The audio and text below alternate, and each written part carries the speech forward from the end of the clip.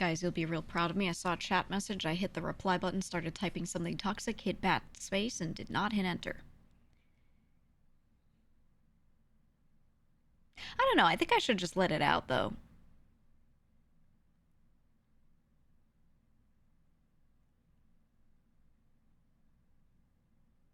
Every time I'm like, I'll be a little nicer today. I'm like, I don't even think I'm that mean.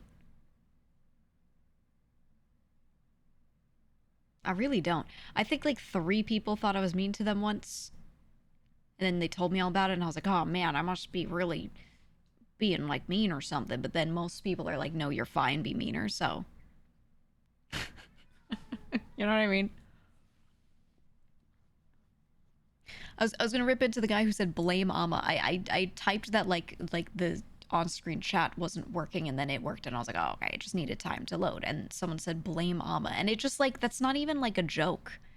Like, it's just a reference. You know what I mean? Sorry, I just get really tired. I get really tired of like memes beaten to death. You know what I mean? When they're like not that funny. like there's no underlying joke. They're just like, yeah, she has lots of tech issues. Like, it's like, you could make funny jokes off of that, but then like people just like reference it a lot, and I'm like, is this even funny? I don't. So I feel like the urge to type something every time I see a reference to it, but the reference is purely a reference. It's not like there's no joke embedded. You know what I mean?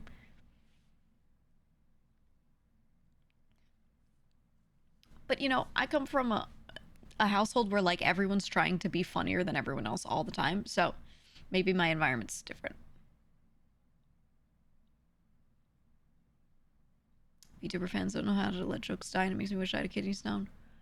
Yeah, I mean, all communities have this issue, but I find it's way worse.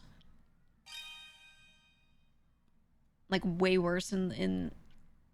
I wouldn't say in VTubing, I'd say in, like, people that specifically like anime and things. I don't think it's just VTubing. I think it's, like, that whole crowd. Where a lot of the jokes aren't even joke setups. It's just, like, referencing a thing. Something will be red, and they'll be like, haha, like that one character with red hair. And I'm like, that's an association. And I understood what you said. But why are we laughing over this? I don't understand. You know what I mean? Like, there's so many scenarios like that where I'm like, what's funny? Yeah, haha reference. Right. I think, because I think, like, reference humor was really strong many years ago. And then people grew out of it kind of quickly, but then that community didn't. They keep doing it. I think that's why I feel tired of it when I see it. You know what I mean? It doesn't make me hate a person for it. I'm just like, ugh, again, you know?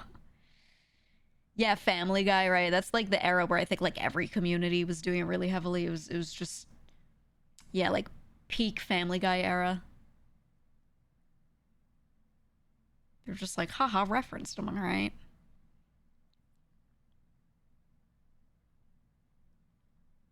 Yeah, oh, that one. Yep. Yeah, Borderlands. Borderlands has that energy too. Yeah.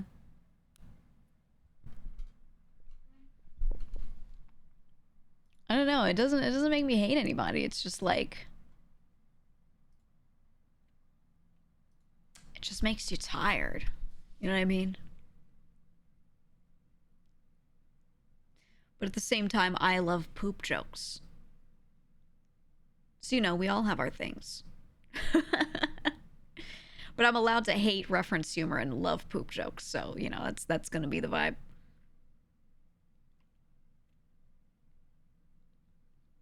Can't stand Borderlands anymore, even though you loved it in high school.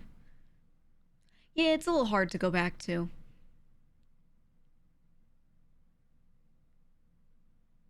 It's a little tough. It's like, you understand where the jokes come from, what they're supposed to be doing, but when they're just said in front of you in the game, you're just like, like, you just don't have it in you to like actually laugh at it.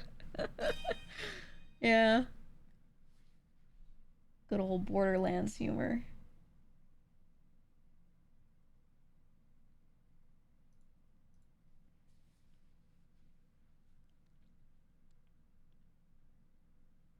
so no ants.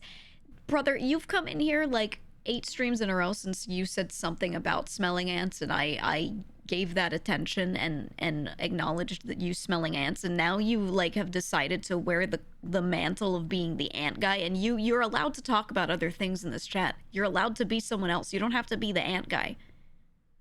You come in and say something about ants, and then you're like, all right, see you guys. Cheer 1000. It's okay to let it out, man. Placing says no, he is not allowed.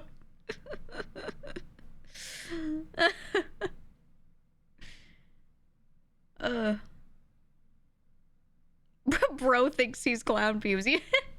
No. The thing is, clown pubes. Another viewer actually ratted on him. Someone messaged me, and they were like, "Hey, sorry to bother you in DMs. I promise this won't be a regular thing." I was like, "Wait, what's going on, man?" Also, oh, root beer. Thank you for the Sorry, I missed that. Thank you for the 2,000 bits. Holy shit, I appreciate that. Thank you. So a person sent a message. They're like, "I'm so sorry to say this," and I was like, "What happened?" They're like, I didn't want to be the one to burst the bubble, but Clown Pubes has been spotted in other chats saying other words. And I was like, what? And they sent me screenshots of him in another chat saying things that were not just him typing clown pubes. And I was like, what do you mean?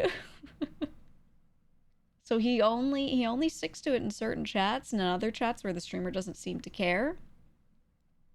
I don't know.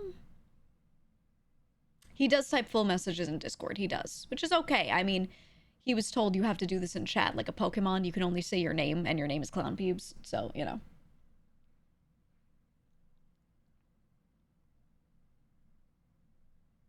Yeah, it was Rev's chat.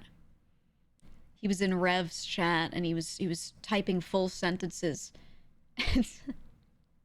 And someone was like, "Oh my god, I have to tell GEEGA." Welcome to the cum zone. Thank you for the bits. Oh, man. Right, Joel?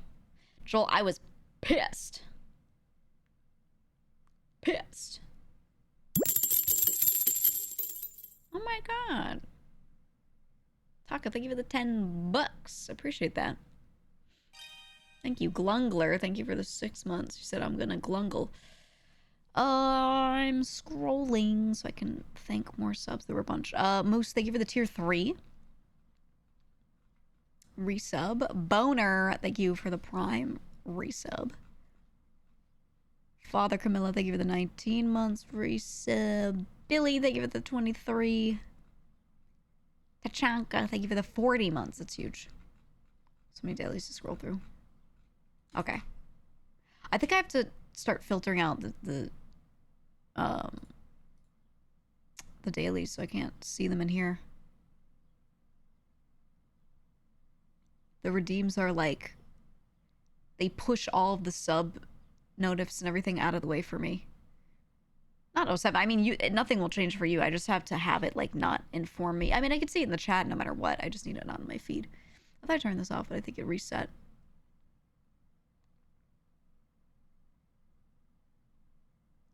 Let me see, where is it? There we go. Perfect. Okay, now I can see everything. Ooh, there we go.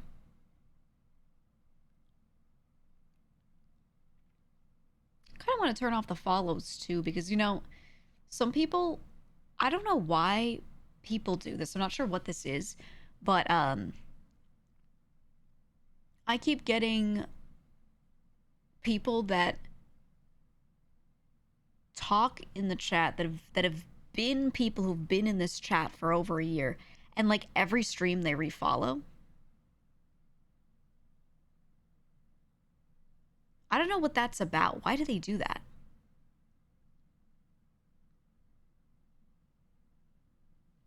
Like, that one's truly confusing. I can't think of why. For attention, there's no follower notif though, and they type normal stuff. They don't attention bait in like what they say or anything. Like if they did that and then also showed a sign of like attention baiting or something, then I would like make it, I would raise the issue. I'd be like, hey, mods, this person keeps doing this thing or something, right?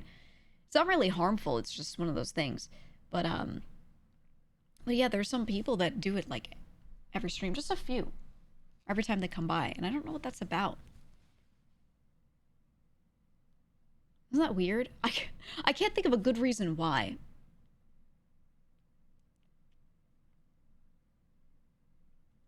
It's easy fat finger with follow key on mobile.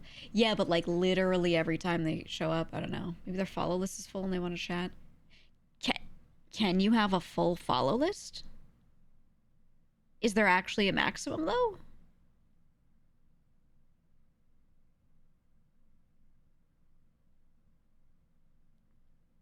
These capped to 500. Ooh.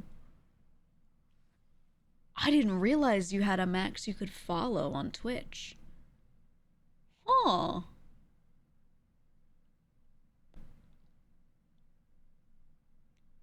Should have a 24-hour cooldown. Should have made it 6 months. Oh yeah, the notifs. I agree. Why would they add a cap to it?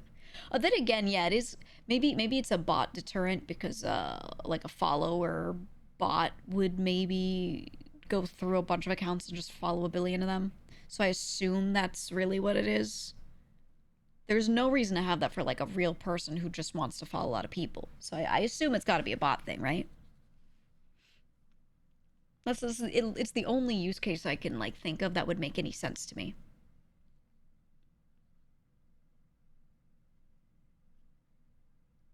I don't know how else you can deter bots like in this day and age.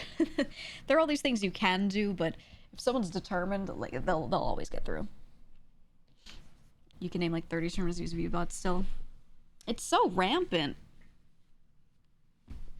It's so rampant, and by so rampant I don't mean like a fuck ton of people use it. It's just there are some accounts that obviously do it and I've never seen it not work for them. You know what I mean? Like I've never seen them get banned for it, or there's no word of, you know, suddenly the bots aren't working for them or anything like that.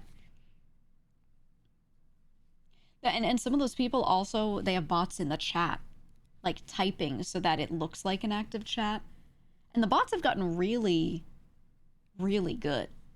They figure out what the conversation topic is immediately from what's being typed in chat. And there are some of them where they actually do speech to text on the stream so that they can hear what's being said. And then the bot, you know, takes that speech to text, assumes what's going on, and generates a reaction to it. That's a thing as well.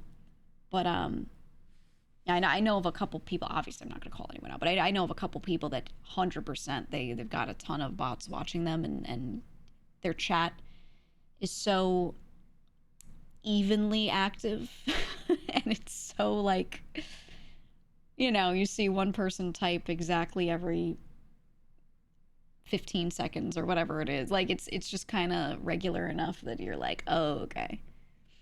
But yeah, it's just a shame that nothing gets done about that. I don't know. So much effort to make your viewer count look good. I mean, I guess if they're real accounts that exist, even if they're bots, if you serve them ads, you probably still make money off of it. I don't know. I don't know if it pays for itself, though. I kind of feel like it wouldn't. It's creepy. Why would anyone ever want an artificial audience? People will do anything. People will do anything because the thing is, there's this, what's the term? It's not confirmation bias. I can't think of a term right now because my brain is still waking up. But there's that thing where you see like bigger number, better person, right? And it's not that people literally think they're a better person, but if you first get on Twitch and you haven't really watched many people and you're like, who should I try watching? You're just going to look at who has high view count and click on them, right? Or if you are watching on Twitch and you're finding people through a game category and you don't know any of these people, you're just interested in the game and you're like trying to find someone to watch, you're going to tend to go toward a lot of people that either have an interesting thumbnail or higher view count, because you see that number and you're like, this many people like this, therefore it must be good. It's like a review, you know?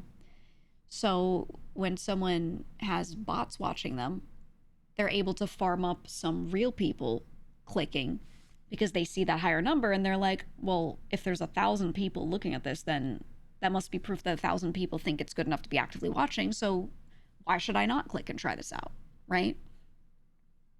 So there's a lot of, that's the reasoning why. So and then having a chat that looks more active does the same thing, even if it's a bunch of bot messages. You know, people look at it and they'll be like, wow, people are really active. That means they're having so much fun. Even though you could have a chat that looks dead and everyone's having a great time listening in and they're just like, they're just doing stuff. They're working, they're playing a game on the side, so they're not actively typing. Like, you know, people still look at the chat activity and their brain will tell them if it's more active, people must be having lots of fun. So, you know, there is value in artificially inflating that stuff because it does turn into people looking at it and going, it must be good. Right, right. Yeah, like the New York Times bestsellers list for books. Uh-huh. Exactly.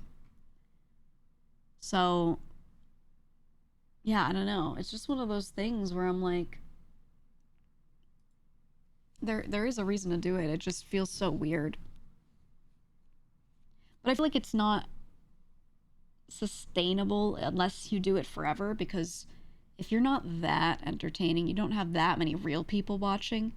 If you for any reason like suddenly can't have those bots watching and the number becomes the real one that's lower, you lose that thing where people will see that number and be like, oh, this must mean it's good, so you're not going to get as many new people in, you're just going to have existing people. And if you're not like actually that great of a streamer or that entertaining, people will just leave. You'll have more of a churn of people going out. So I don't know, I feel like long term you probably do better with it than without, but it's not as significant as like just improving, I guess. I don't know. But maybe if some people just can't, then that's the only way. I don't know. I don't get it. Like, I understand the numbers behind it and like how you can benefit from it, but I don't understand wanting to do that ever. It just feels weird. Feels odd. And then anytime you do something like that, you're playing a dangerous game of like, if it gets exposed, let's say you have your account banned and you're like not allowed to stream anymore, and it is in some way publicly known that that's what you were doing. Now you're just long-term fucked yourself, right? So I feel like it's like a risk you take on that maybe it'll benefit you now, but if it becomes known, there are a lot of people that will directly avoid. Or a big thing that I do see happen is sometimes they'll have like an active looking chat, they'll have some more viewers because of the bot number inflating things and people click on them, whatever, but they tend to not make a lot more streamer friends because people see it and they start to realize what it is, and then people are like, I don't really want to fuck with that person because it's a little weird. So they end up kind of shooting themselves in the foot on the back end in the social game, you know? And I feel like that sucks. That just sucks, you know? So I don't know, man. I don't like that. Yeah, it's your reputation, exactly. In fact, start getting some heat from bed views, and those inflation numbers got him into more trouble with Dragon Age Early Access NDA. Yeah, I don't remember the lore. I just know that like they had their site, and their site had the Twitch player embedded on it, and people would go to their site for like, what was it? Was it tutorials and walkthroughs and stuff? And then while they're doing that, they would have their stream embedded in the site, but it would be embedded and it'd be in this tiny player so small that you couldn't even see it. So people didn't know that they were farming views for this person. I think that's what it was, right? So we can go here. Sorry, I was like doing something. Yeah, right. They like scraped info from other guides and then put it all onto their like wiki. And then they would have a player embedded on every page that would be like a 1 pixel by 1 pixel width and height player. So if you were reading through something on the site, you would be giving that person a view because of that embed. And that was their scheme. I remember reading about it and I was like, hey, that's fucking genius. Crazy to do that. And like I said, like if you get found out, like what a, you know, you climb tall, you fall hard kind of thing. But like, Jesus Christ. To think of that and implement it is like crazy. There's part of me that's like, I have a lot of respect for the idea. I have a lot of respect for coming up with things, but actually doing it is crazy, you know? I don't know. If they did it once to test if it worked and then like made a YouTube video about it and they're like, I did this, it would have been like a cool tech project. But I think it was legal at the time. Yeah, I think it was legal. It was just that like Twitch had to find it out and then do something with it to, you know, not make it a thing. I don't know. Something that really bothered me. I remember when Aura from Opera GX debuted. She's the opera VTuber, and people were trying to liken her and her debut to that situation. Like, I don't think she and Opera did anything wrong, but what they did was they put like during her debut, if you just opened Opera to just like your basic screen, a lot of those people had like the player in there, but it was full size. You knew you were watching a thing. It wasn't a 1 pixel embed, and it was like it wasn't force fed to you. It's just like on that screen if you weren't already on a URL. And she was the representative VTuber for their platform. So I was like, this is fine. This is fine. But I remember some people trying to liken it to the Fextra Life thing, and I was like, hey, this is nothing alike. like this was like none of that was like nefarious or anything. You know what I mean? And it was so obvious. You could just click off of it and not give it the view easily, right? If you want to disconnect from that, so easy. So I was like, I don't know. I remember that. That made me so mad. Mascot of the browser, and people were mad that the browser was advertising her. You know who was mad mostly? You know who was the angriest though? I'm gonna be real with you. Other VTubers. It wasn't so much viewers. It wasn't so much people who weren't VTuber fans. It was other VTubers that were making the biggest posts about it. And I was like, just say you're jealous, okay? It was pissing me off so much. I was like, if someone is a talented person, they try out for something, they win an audition, and they get through because they're going to be the voice and the person behind a thing because their personality is wonderful, okay? They made it, and now they're part of this company, and the company wants to help promote them because the company put time and effort and resources into them and chose this person. Then they deserve it. Also, life isn't fair. If it was totally unfair, also life isn't fair, so who cares? But it was very fair. Like, she earned that. So I was like, these people are so annoying. These people are so annoying. I don't know. But then you don't see them complain. Here's my tinfoil hat thing. You don't see them complain when someone has that scenario happen in a big VTuber company, right? They get picked up out of nowhere. They get put through this company. They all glaze them. They're like, oh, so happy you debuted, whatever. They do that whole thing because they don't want to make the company mad. It's fake as fuck, man. They'll be so nice, but then they'll be mean to her because she's not part of one of those other companies. She's just like a lone person. So she's an easy target to go after. I saw it and I was like, just call it what it is, man. You people are just being mean. Just to be mean. And because you think you can go after her as opposed to these other companies. You know what I mean? That's how it felt. I really didn't like when they were trying to liken it to that, like the whole Fextra Life scenario, because I was like, this is a totally normal, I'm working with this company and I earned it and they're backing me. It was like, I don't know. There was literally nothing wrong with it. I don't know, man.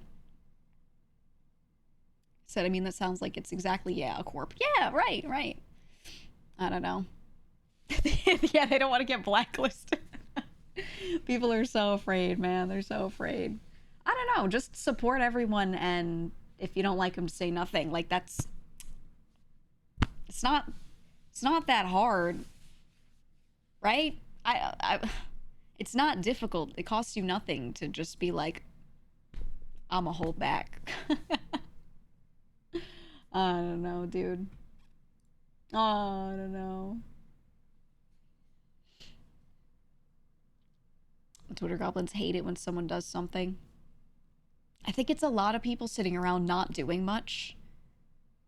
So then when someone is doing stuff and trying, I've noticed they try to tear people down for trying.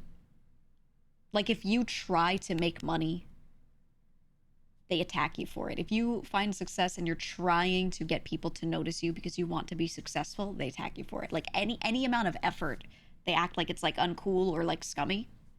It's the same crowd that's like, Artists should live in basements and eat peanuts and make art because they love art. And if they want to turn it into a business, they are killing art. It's the same people. You know what I mean? Like, they're just incorrect, but they'll always say that shit. You know what I mean? It's weird. Seems I missed a drama trade. No. Nothing new happened. Nothing new happened. Nothing new.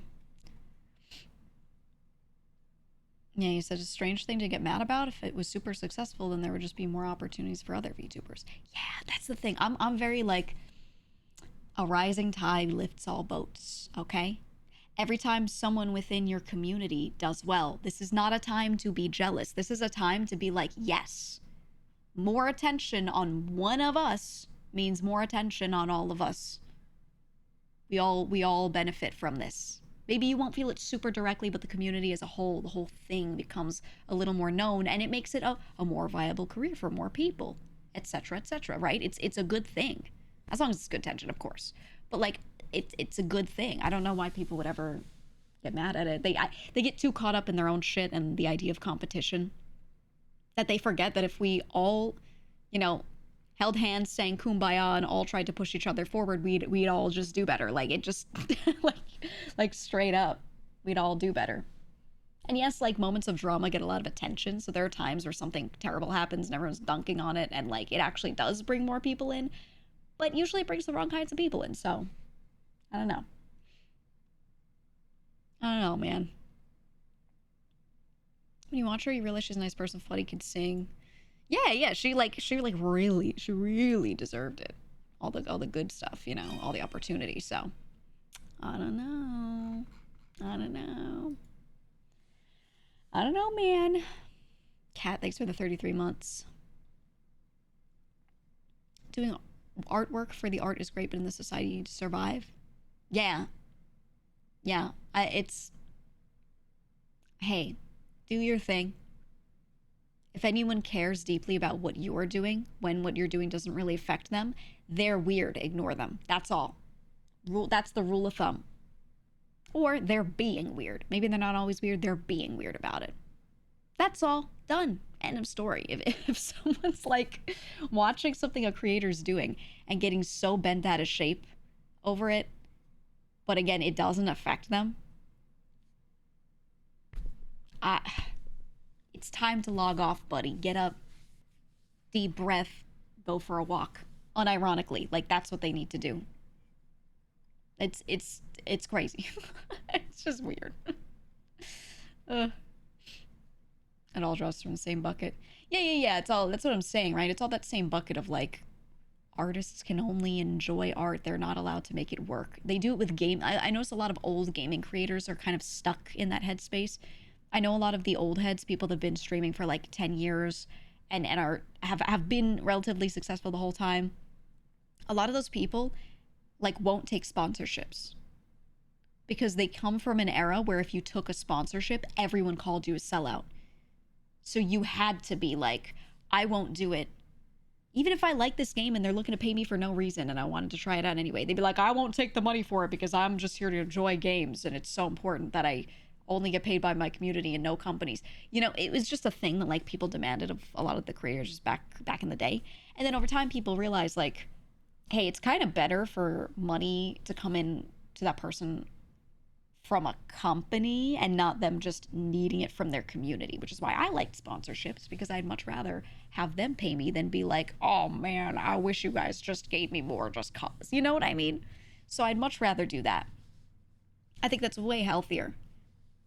Especially like if I was looking at the game, most of the sponsorships I take, it's already recommended to me on Steam. I've already wish listed it and I was like, oh, maybe I'll try that out. And then I get a ping from someone who goes, hey, this company has this game coming out soon, or it just came out, or whatever. They'd like to sponsor you. Why would I say no? Like, I already saw it, and I was like, yeah, why not? You know what I mean? And for someone to like, the way the old heads had it, where they would be like, how dare you take money for this? You're supposed to love it for the love of the game. I'm like, brother, it makes no difference. It's one thing if it's like a game that they would never try ever. they're hating it and their community's hating it and blah blah blah. Like, but if it's something that was on your radar, then who cares? You know, or maybe it wasn't on your radar, but you see it and you're like, yeah, that looks like something I would play. Okay. I don't know. I feel bad that a lot of those people have a hard time still getting out of that mindset, or some of their viewers won't like let them do that, you know? It's tough. I think the chat widget might be off the screen after the update. Oh, you're correct. I think I didn't move it on this one. Let me look. Yeah. Yeah. Oh, yeah, I see that line there. Okay, okay. It should be aligned now. Thank you for that. Ta-da. Most of the aversion of sponsorships came from Gamergate, where the old magazines were getting kickbacks for positive reviews. Yeah, I think it put everyone into this thought thinking that when you get sponsored, like, you're forced to say nice stuff. Every contract is different. There are some sponsorships that will be like, hey, don't disparage this game. Don't disparage our company. But a lot of them, they don't actually say that. It's more that, like, you just know that depending on how you say things, they may or may not sponsor you again. They might not want to work with you again. So what you do is you give an honest review without, like, trashing it. You don't go, this game is fucking trash, it's ass. You just be like, yeah, it's got some issues. Right? But you still say it. Like, there aren't really many sponsorships at all that will ever come through and be like, you have to say nice things. Because then no one signs those papers. No one takes them. They see that and they're like, you can't pay me to do this because of Gamergate back then. You know? Like, that's the kind of stuff where, like, no one signs them, so those companies don't really do that anymore. But they don't pay you for good reviews, no. They really don't. Or at least the ones I've seen don't. Have chat focus still invisible, might be cropped off on the bottom. I uncropped it on the bottom, actually. I could do the, oh my god, wait, it got longer. Hold on, it got longer. It was not this height natively before. Okay, there we go. There we go. Ta-da. Yeah, I think the native height of the widget changed. Ta-da. People conflate getting sponsorships with having their opinion bought.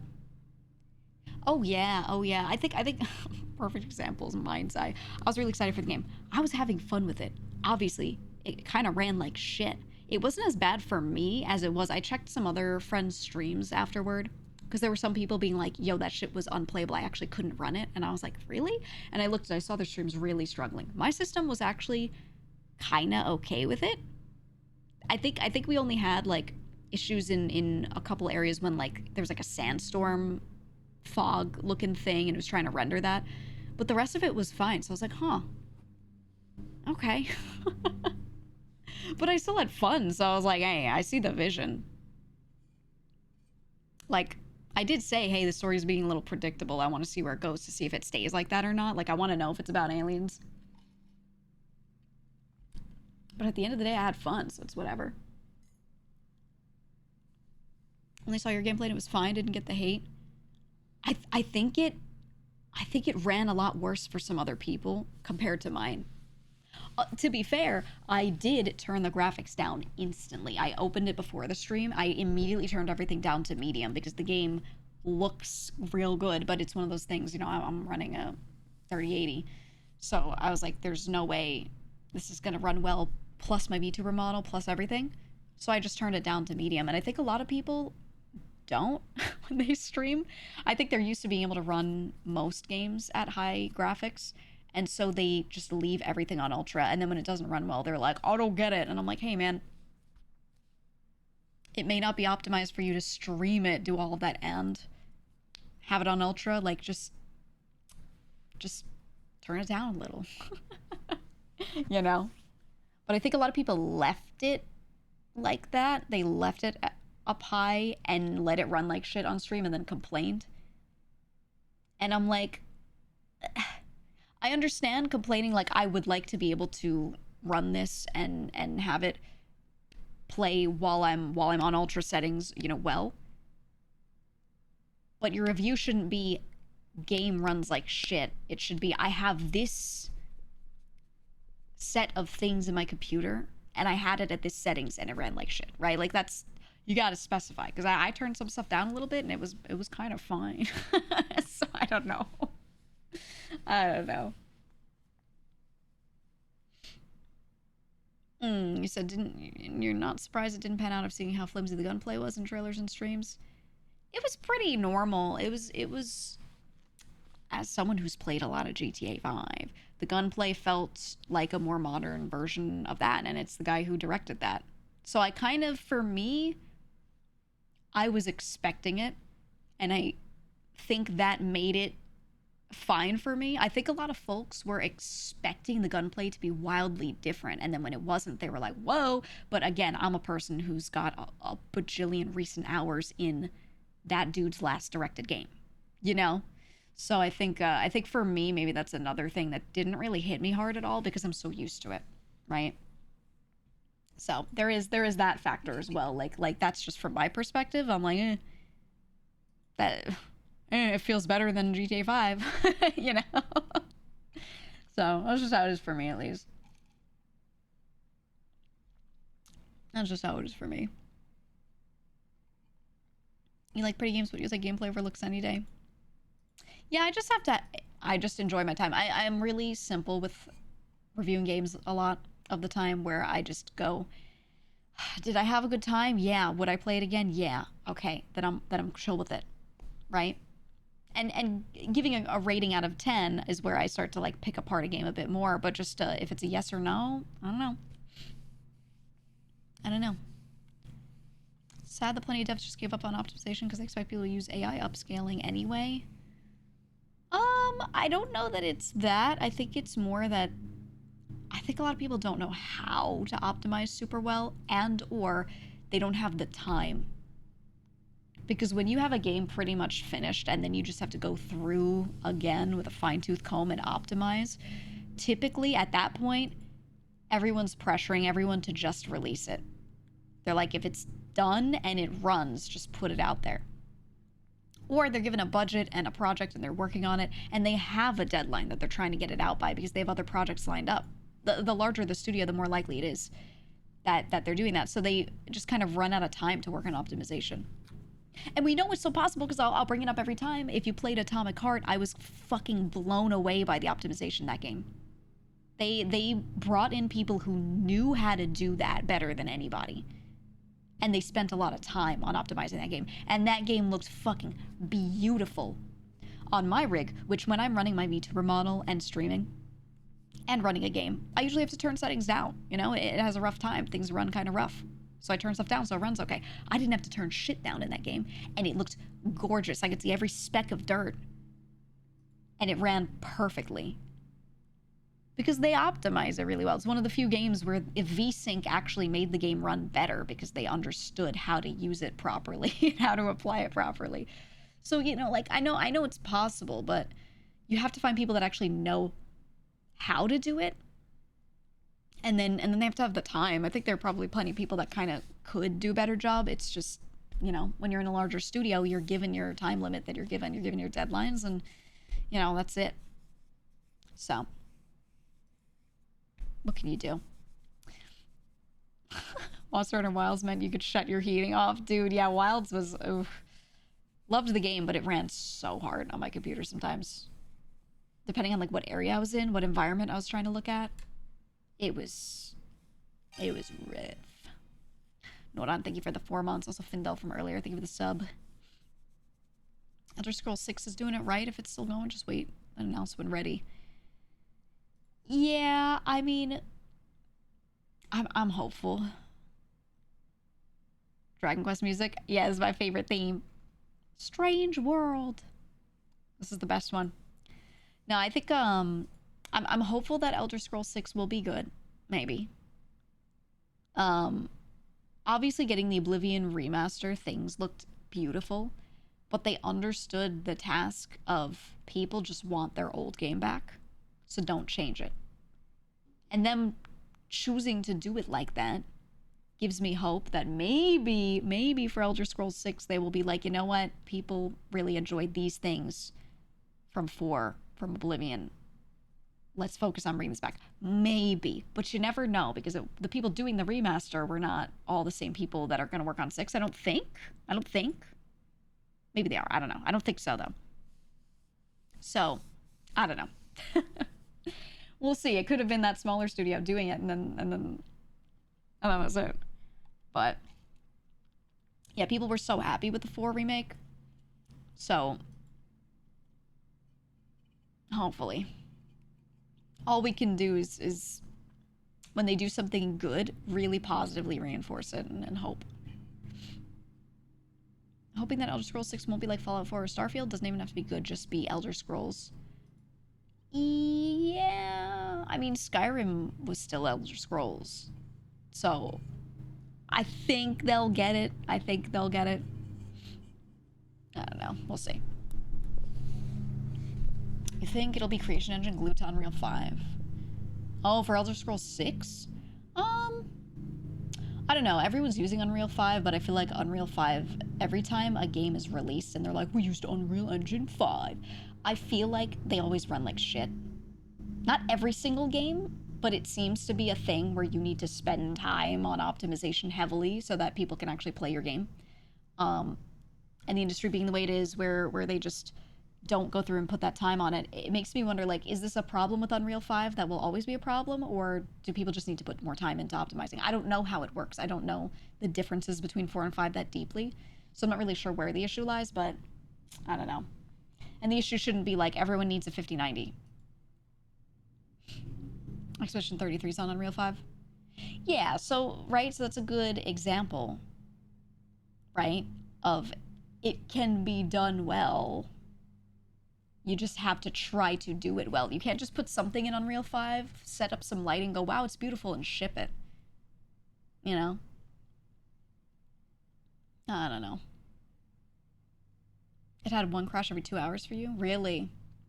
And that's the other thing with Unreal 5. I feel like so many games released in it, I keep hearing really varying reviews of how these games are working for people. And some people will play something that was made in 5, and they'll be like, oh, game ran perfectly for me, and I had a great time. You'll see a streamer like sponsored, and they'll be like, yeah, I had a good time. And then the next streamer over, they have a different system, different rig, different needs, whatever, and the game's a slideshow and unplayable for them, crashing every 3 seconds. There are games for me that like never crash, but for some of my friends crash all the time. So I don't know, man. I don't know. 5 is trying to be universal game engine, so has a lot of extras that aren't needed for most games, but they don't do anything with it, so the engine's over-bloated for what the game needs. Over-bloated as in, like, in the creator when you're sitting there making things, or over-bloated like if you make a game with it, it just has all this shit that's loading that isn't used? Because those are two different things. I don't know. You can overcook and you can use, you know, some way overblown program to make a thing, but if the end result is a small file, then it's a small file, you know. Too much code running for no reason. When the game is running, you're saying? End result? I don't know. CDPR had a lot of issues with the red engine for Cyberpunk, but it looked gorgeous, and I do wonder how well their switch to 5 will go now. I never played Cyberpunk. I've seen a lot of it. It does look beautiful. I've never opened it on my computer, though, so I don't know if it would run well for me. I don't know. I've thought about playing Cyberpunk. I never did it. When it was first released, it had the issues that it had. So I waited, and I was like, maybe I'll play it later. And then it really improved. People are saying, like, right now it's really good. But I don't know, because I still hear some folks say they, like, still kind of can't run it. So I don't know. I think it's another one of those things. It's very, like, just hit or miss depending on the person's PC, right? It always ran like shit for you even now? Yeah, I wonder why. You played on 3070 just fine on medium, but it looks gorgeous on the 5080. Yeah. Yeah, I'd probably have to turn everything down to medium if I were to stream it. Most likely. They optimize it to an insane degree. You're playing it right now. I heard it got so much better. Like, obviously there's still going to be, you know, an issue here or there, but a lot of folks were saying that playing it in that first month versus playing it like a year out, crazy difference. So if I do play it, I think I'll be glad I waited. if we'll see if I ever get to it. A 9070 XT recently, played it, maxed out. Yeah, I'm still considering what to do. So I'm definitely going to get a new PC because I need to, right? Like, with the way games are right now, and me being a streamer, like, I kind of have to upgrade. And I have to upgrade my CPU, not just my GPU. I can't just, I don't just want to shove new stuff in there. I want to make an entire new rig. I want to upgrade everything. But my old computer, this one, is not terrible. So I'm still considering, do I just get one? Because a single PC setup, honestly, is easiest for streaming. Or do I keep this one in here as well, and I make this the one that streams, and then the new one is the one that runs all the games?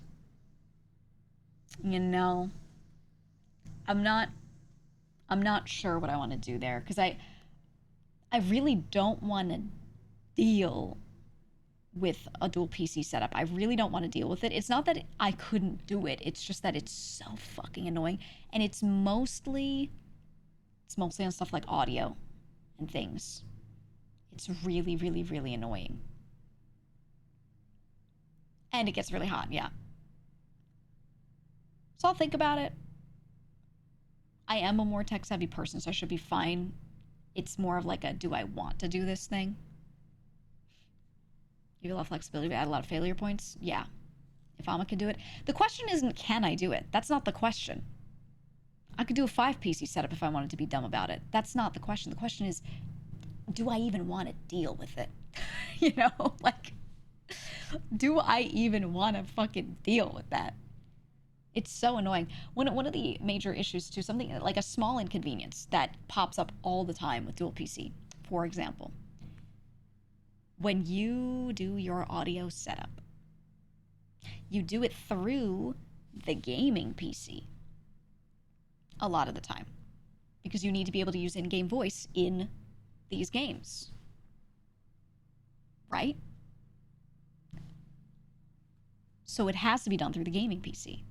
So then when you capture what's going on the gaming PC, visually and audio-wise, you capture it and you put it into OBS on your streaming PC, it just pulls it in like I'm grabbing all the audio and throwing all the audio into one channel in OBS.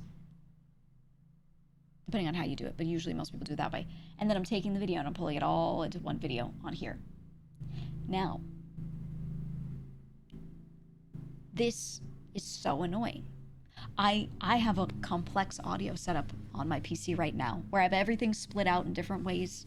I don't use things the quote-unquote correct way, because what I do is so basically most people have it that they have a physical mixer in front of them. And when they move one of the faders, one of those sliders up and down, it changes what they and the stream hear.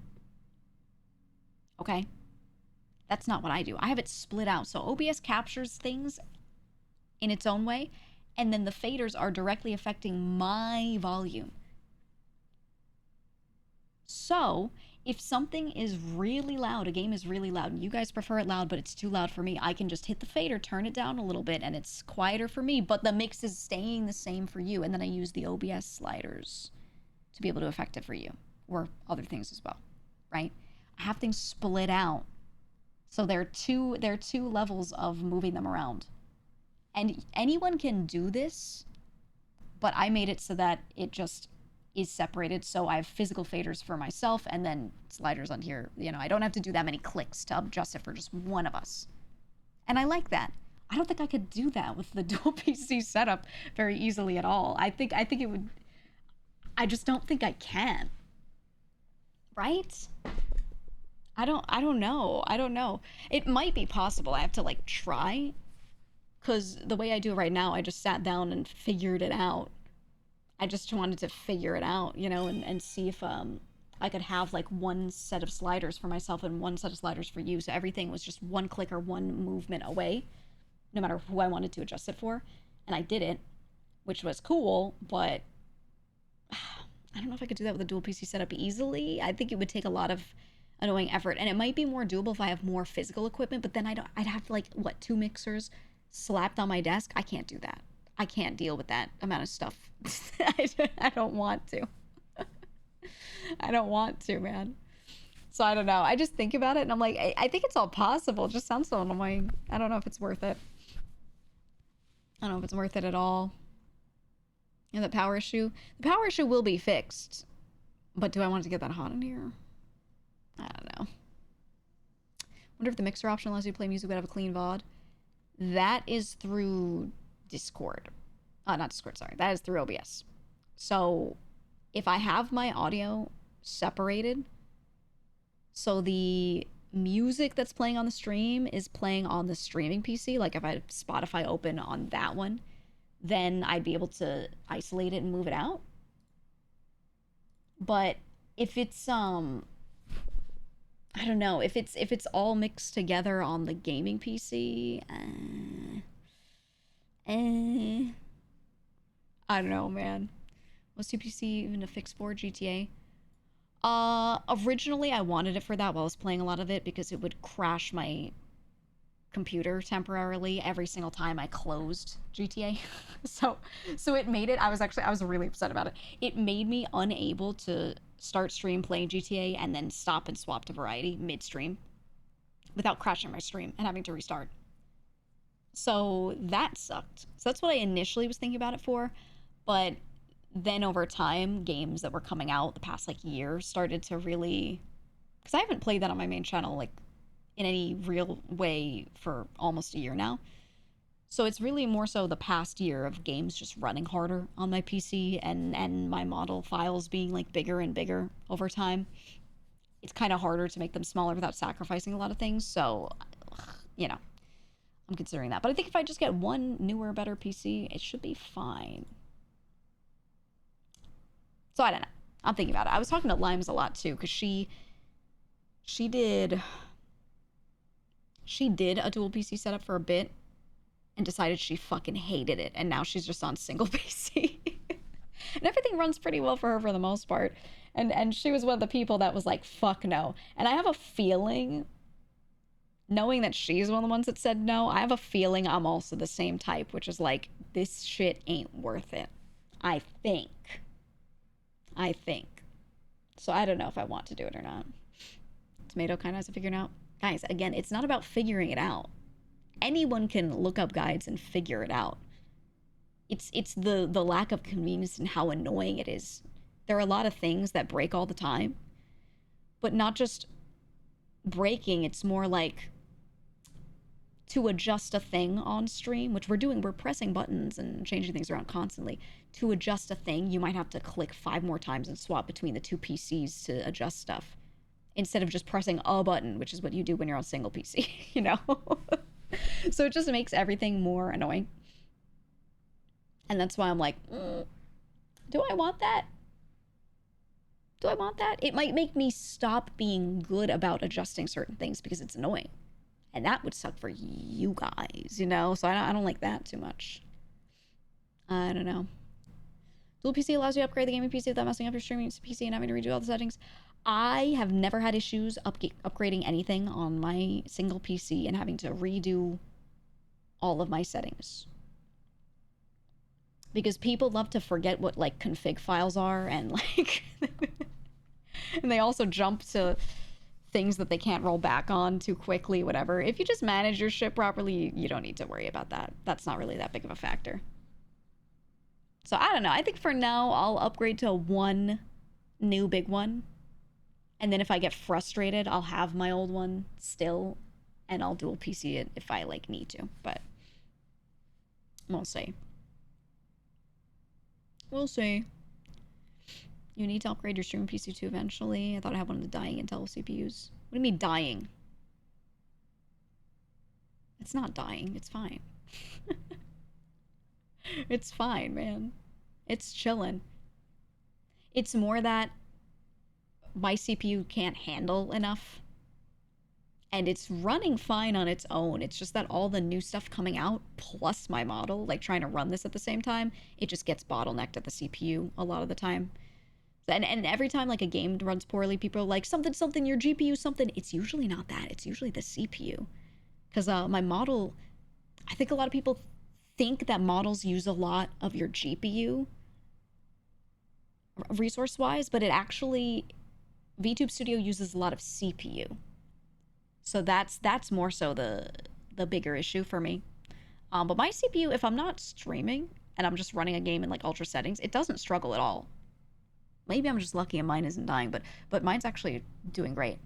So that's why I'm like, I don't know. I'm the type of person, I don't like getting something new until my old thing is literally dying. Literally dying, and none of my stuff's dying. It's just, I just need it to be good. I just need it to be good, you know? Yeah, you think Live2D and VTube Studio are doing all the face tracking transform computations in the CPU before sending it to the GPU? That's exactly how it works. Yeah. Yeah. So that's the problem. It's just the nature of how the tracking works. It's taking all of that data, likening it to what value it needs to liken it to for output, and then sending that to the GPU, or sending that process over. That's why it just does so much on CPU. As far as like how much resource it's taking. It's too much. It's too much. So that's why I'm like, fuck it, burn it and build a new rig. GEEGA stream and no work tomorrow. GEEGA pray. GEEGA no pray. Work. Woo! Very nice, very nice. Gonna make my own VTuber software with compute shaders. I like VTube Studio, but I gotta say, it's made by someone who just wanted to help. All right, and I got my gripes with how it handles certain processes and things, but it works for almost everyone, so they're not going to change that stuff. They're focused on more quality of life improvements. I hate the UI. It's so bad. A while back I was tempted to, and I like the dev, Denshi, he's nice. I was going to send him a full rework of the UI with files and everything. Upgraded UX documentation, blah, blah, blah. Make this thing do this, make that thing do that. And I was going to send it to him. I started working on it and I was like, I'm not doing this if I'm not getting paid. I gotta stop. Because I was still working full time and I was streaming and I was like, I don't do this. I have a hard time not doing stuff like that. But I was like, I don't. And I stopped myself. I started working on it and I got like a low fidelity redo kind of done of a lot of it. And I was like, all right, that's good enough. I just think the settings and all the everything is formatted really poorly. But that's not his forte and that's fine. It functions. It does function. I think there's another software, but I forgot its name. There are a lot of VTuber softwares out there, actually. There are a lot. Just none of them are a real competitor because none of them do better than this one. I think in 3D, that's where you see more people using different programs out of preference, but for 2D, almost everyone's using VTube Studio.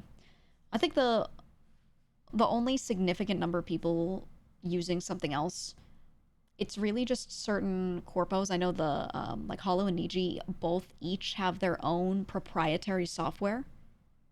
So that's why some people will sometimes ask questions and be like, why can't their models do this? Why can't their models do that? Because they have proprietary software. And even if you rig a model to be able to do a thing, if the software can't make it do that, can't run that thing that you put into the Live2D base of the model, that rig, it just won't render it doing that thing. So like some of them literally can't do head tilt. They can turn, they can do up and down, but like tilting at the neck like this, they can't do that. They can only like tilt their entire body with the head. like the head doesn't tilt separately from the neck, you know? Some of them don't do that. It's because their proprietary software just doesn't have that parameter in there. So if you rig the model in Live2D, which is the program to like make the rig happen, right? Make it go from flat art to something that can move. You can rig in a thing where like the neck stays kind of where it is and the head just kind of tilts, but you'll put it into one of their programs and it just won't output because it doesn't have the parameter for it. That's why their models feel very unified. Yeah, it's why there's like some, not in a bad way, there's like sameness between how some of the rigs move. Yeah, it's because it's processing things a certain way. That's all. I know one of the things I used to look at was they used to have so nowadays in VTube Studio we have the collab tool, so you can drag someone else's model into your VTube studio temporarily, and they're controlling it, and it just puts you into a lobby together. You didn't used to be able to do that. So if we wanted to capture each other's models, we would call on Discord with a green screen in the background and green screen each other using a Discord pop out of the screen share. And we'd throw that on our screen in OBS, and it was kind of jank, but it kind of worked. Or we'd use like OBS Ninja, which is like kind of similar, where it's using these like it's like a Zoom call, right? We were using a lot of things like that to collab with each other, and it ended up like not being worth it because running it was just a lot in OBS. But a lot of the like the Hollow and Niji softwares had the ability to do that. I remember a lot of us would look at that and we'd be like, man, I wish VTube Studio could do that. Like that's the one thing that their proprietary software has that like we really want. And then one day Denshi came through and he was like, all right, I made the collab tool, and we were like, oh, rejoice. Thank God, man. It was a feature people wanted for a long time, but he was still just trying to make the program like work, you know? So it was something that took a long while to put together, but I'm glad we have that now. I'm very glad. Remember the ninja logo? Yeah. You'd see people try to load each other in, you'd see that one logo always coming up. Yeah. I'm glad we have this tool. Though there are some things I gotta go either to their forum or something, or like their Discord, and I gotta go put in some feature requests because there's some stuff with the collab tool that like needs to change. I think the worst one right now is I can't change the layer order. So if I load someone else in and my model's in front of theirs and I left click myself and drag myself around, I'll be in front of them, right? If I left click them one time, it puts them in front of me, and then I can never put them back behind me. I can never change the layer order again. They just get like stuck there. So that's one of those things where I'm like, He used to have a thing where you could affect layer order, but it was like a little jank, and it was like left click to bring to the front, right click to maintain order, or something like that. I don't know. But it got like kind of jank, so he like turned it off while he works on stuff, but I can't adjust the layer order still, man. I can't do it.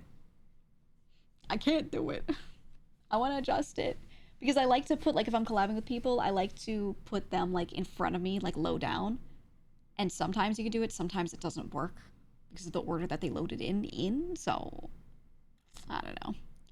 How familiar with the software isn't an open source. It's not open source like that. You can make some plugins, but you can't go into like, it's not fully open source. It's more that it just has support, like you can attach their API and stuff. That's all. Also, yeah, what you're asking, Rhubarb, just ask in the Discord. Did your Switch 2 arrive yet? I should be able to get it tomorrow. Mousy stream, I noticed that the Z index on your model was causing some flickering. Was that the collab tool or something else? It's not the Z index that was causing the flickering. It's the meshes. So, without getting too deep into it, VTube Studio will load a certain number of meshes on a model. And when meshes have certain properties or are done a certain way, or like mine, how it has the frame by frame animation, so the mesh is constantly changing up. Sometimes one of those meshes in the middle of that frame by frame animation won't load in through the collab tool. And there is no fix for it. There's no fix for it. I've done that on other people's streams. They can up like the mesh limit and everything. It's just how quickly the meshes are changing around and trying to load in, where some of them just like don't show properly. It's nothing that we can really fix. And there were like 5 billion people that just kept mentioning it in the chat. And I understand a lot of them like didn't see the answer before they just came in, but the number of times that her mods had to copy paste the same answer to the same question to them, I was starting to get real pissed on their behalf. Not pissed at the people asking, but I was just like, that's such an annoying job, man. So annoying. God. Man. Aren't those models a bit heavy too? What do you mean heavy? Not that much, no. They're really not. What was interesting is when you were extending and retracting your neck, the transparent flicker stopped. Yeah, I know. It's I know what the issue is, and I know how it could kind of be fixed. I'd have to go back to the person who rigged it and have them change something up, and they will try to help me with it, but it's not something that, like, right now we can do. So, it is what it is for now. That is all. It is what it is. Anyway, for today, I want to play two things. Hold on.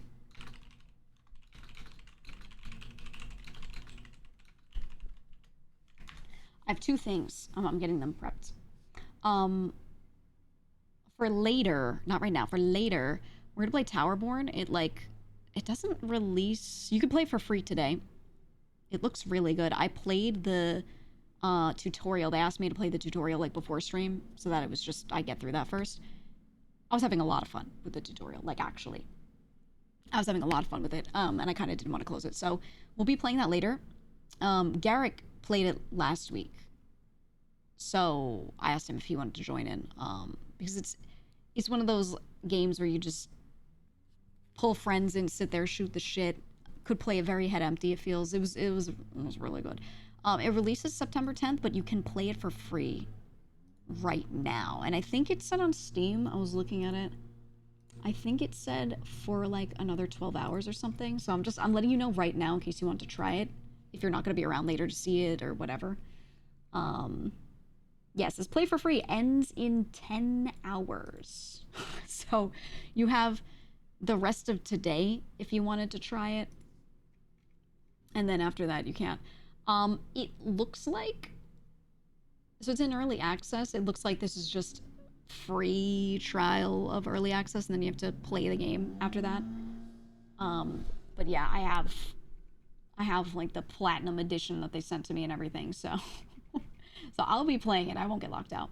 But the full release is September 10th last year for the early access.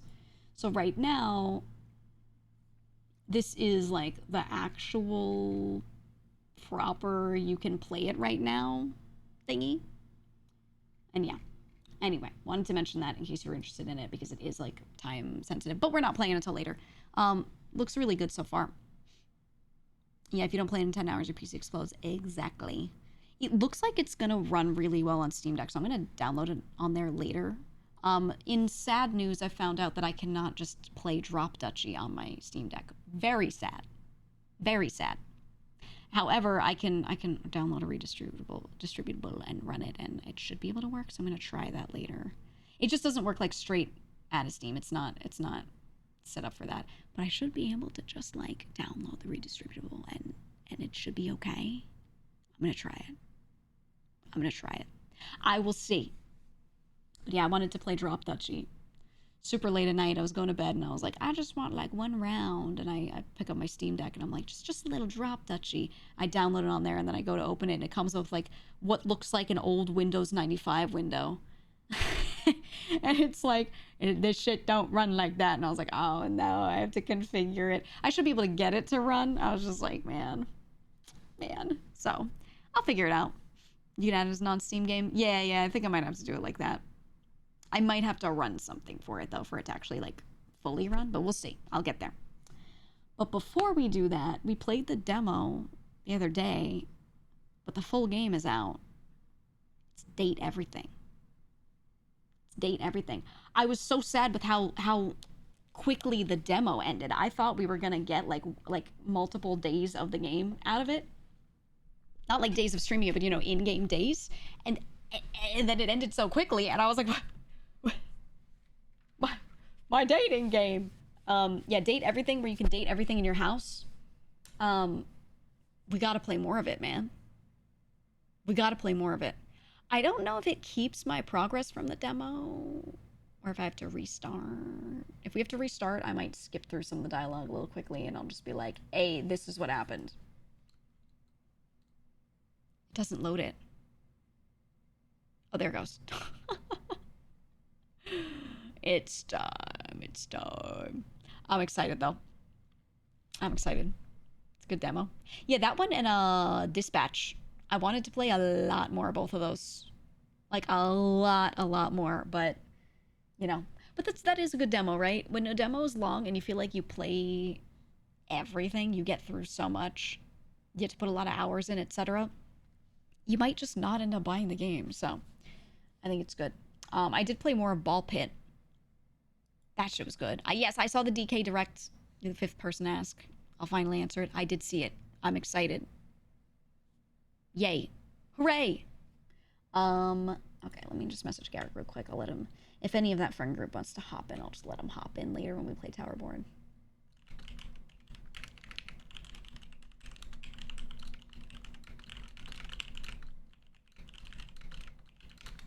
Okay. I'm just giving them a heads up on when I'll play Towerborn. We'll get to it later. Honestly, everyone that has played it said Towerborn's good. I think I'm gonna like it. I really liked the tutorial. Okay, I know I like barely played through it, but I was like, damn, this is really good so far. If I end up liking this game, you guys should hop on it, because this might be the one. Okay, this might be the one. I want to hop on head empty, beat 'em up, progress in a game, and just talk, just shoot the shit. This might be the one for that. I've been needing something like that. This could be the one. So, you ate too much watermelon, now your tummy feels crazy. Oh, at some point midstream, I'm going to get up and I'm going to go to my fridge and I'm going to get a watermelon, because I bought one the other day. There was a watermelon man selling watermelons, and they looked and sounded really good. I was smacking them. I was tapping on them with my knuckles, you know, and they sounded really good. I was like, I think these are going to be good. These are going to be nice. I buy one. Oh my God. I cut into it. It was beautiful. It had like no flaws. The most flawless watermelon I've seen in a while. Man, I hate summer when it comes to the weather, but I love fruit. I love eating fruits and things so much. So I was so excited. I was so excited. Cherries are in season 2. June always has really good cherries. And I love fresh cherries so much. So just saying, go out, buy cherries, buy watermelons, buy those things. It's time. Cherries are like really overpriced sometimes though, so apologies in advance. They're a luxury right now. They're a luxury. Pineapple, if you like pineapple, yeah. Cherries are summer fruit, yes. Early summer, typically. I mean, you'll still get them throughout, but I think they taste best the June ones usually. That's usually like the way. Your little coffee shop got blueberries back in stock. Yes. Though you can get those a little more year round, like good ones. Oh, your Korean host family will give you watermelon every day in the summer. Yeah. They grow really well there. Really well. Watermelons can be hit or miss flavor-wise at your local supermarket. Yeah, that's what I was saying. Like when I opened up this watermelon, I sliced it in half, cracked it open. It was perfect. Just looking at it, visually inspecting it, I was like, this thing looks perfect. I see no flaws. And then I cut bits of it. I was eating some, and I was like, yep, this is the one. This is the one. You don't like cantaloupe? Oh, you're crazy. I love cantaloupe. I like all melons. Apples, pears, cherries. They're all perfect. Grapes. I love all grapes. I don't really like pineapple. I don't hate it. I just don't love it. So I don't really like pineapple. I'm actually not the biggest berry person. I don't really like eating blueberries and strawberries alone. I don't dislike them to the point where I just won't eat them. But I don't go out of my way to buy them. I just don't go for them. I would go for those other ones more. Yeah, I don't really like raspberries that much. But not a strong dislike. Not a I won't eat these dislike. Or if I eat it, I go, ooh. Because I like them in things, typically. Just eating them alone, I'm like, they're all right. They're all right. But if I go and I get like a honeydew melon, I'll tear that shit apart. I love grapefruit. I love citrus. But yeah, I think like when it comes to fruits, I like almost all of them. I don't think there are many fruits that I straight up just say no, I don't want that, other than pineapple and pineapple. I don't know. The nasty ones like durian, obviously, but everything else, like I don't know. There aren't many categories of food where I'm like, yeah, I like basically all of them, but fruits are one for sure. You hate the feeling from the numbing enzyme? Yeah, for me, it's just the flavor. I don't know why I dislike it. I just kind of don't. Yuzu tastes like soap to you? Really? I've never gotten that from it. It's just a citrus. I don't know. My favorite is halabong, but it's like an orangey, citrusy thing from Korea. It looks like an orange, but it has like some oranges have like a weird butt on them. They have that weird protrusion, certain varieties, near the where the stem attaches to it. Halabong has like a huge one. Not like a navel orange, like bigger. It's just another variety of that. It looks like disgusting. Yeah, like weird fruit butt. But they taste so good. Yeah, the little orange sphincter, exactly. It's that, but it's like a huge one, like a massive crater on on the fruit. But halabong is my favorite, man. Oh, I love it so much. Oh, and peaches. How can I not mention peaches? Might be my favorite fruit. Yeah, mangosteens. Yep. Well, anyway, it's summertime is the best time for not all, but most fruits. So now is the time, okay? Now is the time. Make sure you're going out and getting them. All right, I'm gonna open date everything. Someone was saying I do have to redo the early bits. That's fine. Okay, I'm gonna turn off our BGM. Ooh, it starts in windowed mode. Thank you, video game.